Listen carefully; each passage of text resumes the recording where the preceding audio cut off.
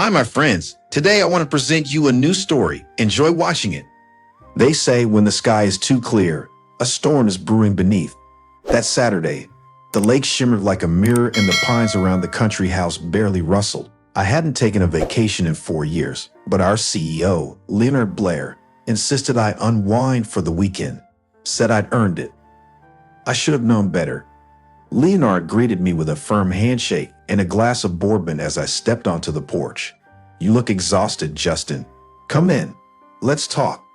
The fire crackled in the stone hearth inside. Everything smelled of cedar wood and silence. Leonard was never a man of leisure. He had the posture of someone who made decisions before breakfast, but something in his eyes, an edge of discomfort, made me uneasy. We sat by the window facing the lake. You've done wonders for us, he began. After that 2021 breach, you rebuilt our infrastructure from the ground up. You're a rare breed, Justin. That sounds like the kind of thing you say before firing someone, I joked, half smiling. Leonard didn't laugh. Instead, he cleared his throat. We want you to take a break. 6 weeks. No calls, no work. I blinked. Why now? Because you've earned it. And also, because I'd like you to let someone else step in, just for a while. He hesitated.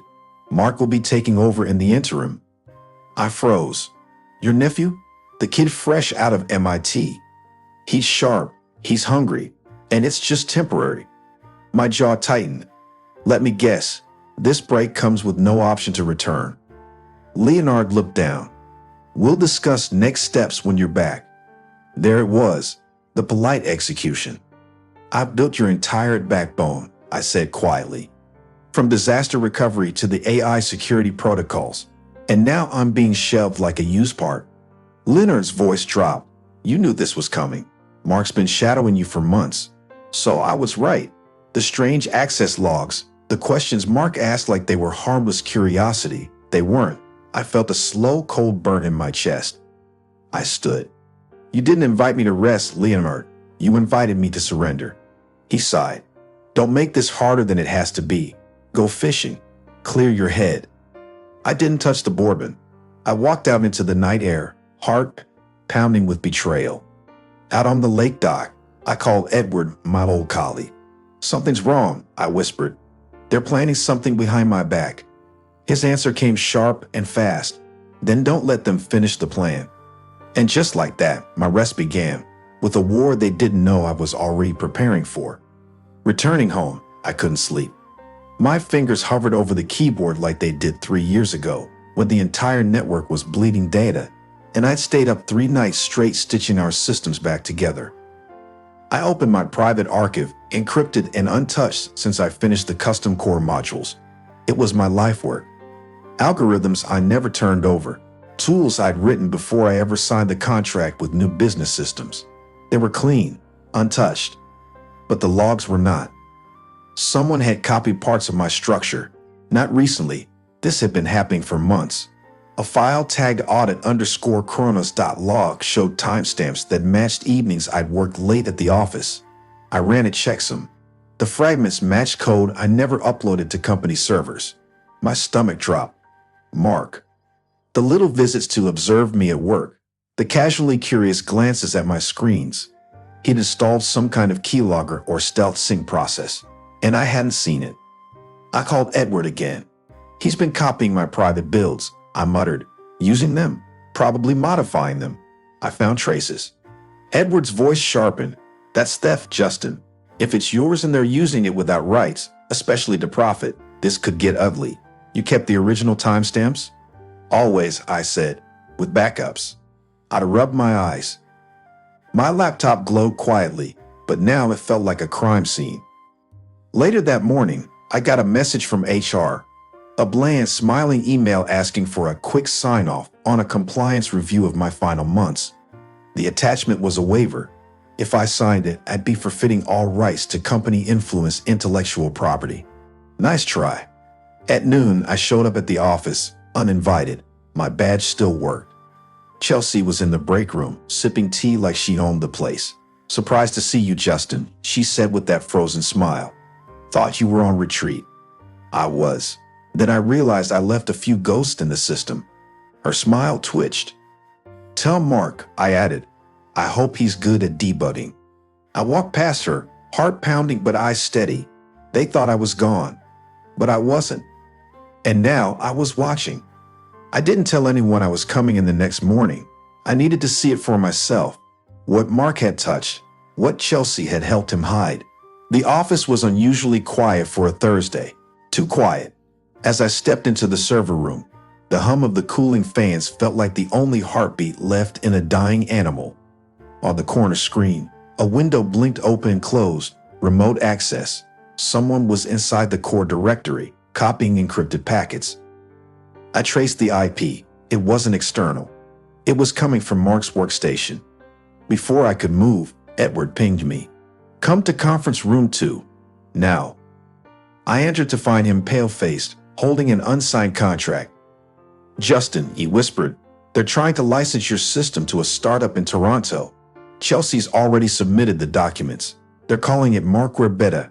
My hands clenched, and no one's stopping them. They said you left it unsecured, he said quietly. That anything found on company machines is theirs. I exhaled. Then they didn't look hard enough. I had left one piece behind, a silent watchdog script. Not harmful, just loud when touched. I activated it from my phone. Suddenly, alarms rang in the background. Every developer's terminal lit up with red system flags. Mark burst out of his glass office, red-faced, and screamed across the room. Who triggered the security failsafe? I just smiled. Looks like your beta bit you first. The company-wide meeting was supposed to be Mark's big moment. Projectors hummed, reporters waited, and the CEO, Leonard Blair, beamed beside his prodigy nephew like a proud uncle on graduation day. I stood in the back row, unnoticed. Mark cleared his throat. Today, you'll witness the future of enterprise security, built from the ground up by our dedicated team. I nearly laughed. He clicked the remote. The screen flickered, then cracked into chaos. Instead of code lines, a video sprang to life. A clip from the holiday party 3 weeks ago. Mark, half drunk, standing on a table in a Santa hat, shouting, I don't even know how half of this code works.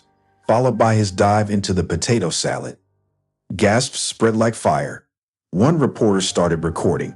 Leonard turned purple. What is this? Mark barked, slamming the clicker.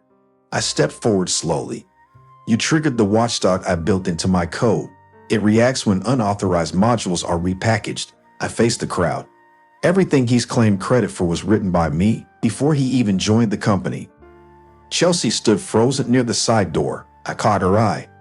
You backed the wrong snake. Reporters swarmed forward. Leonard waved his arms. This is a misunderstanding. But no one was listening. The collapse had begun. Within days, the headlines exploded. CEO's nephew fails in live demo.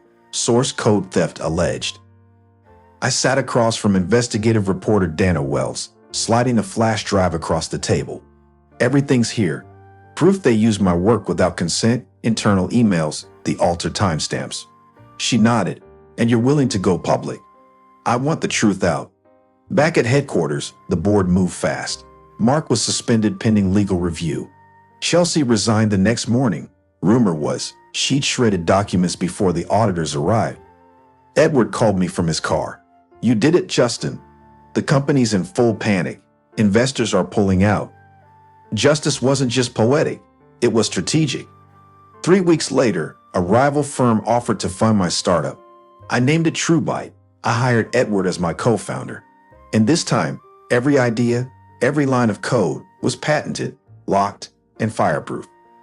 As I stood in my new office, glass walls, buzzing servers, I opened a message from Leonard. Just 3 words. You win. Congratulations.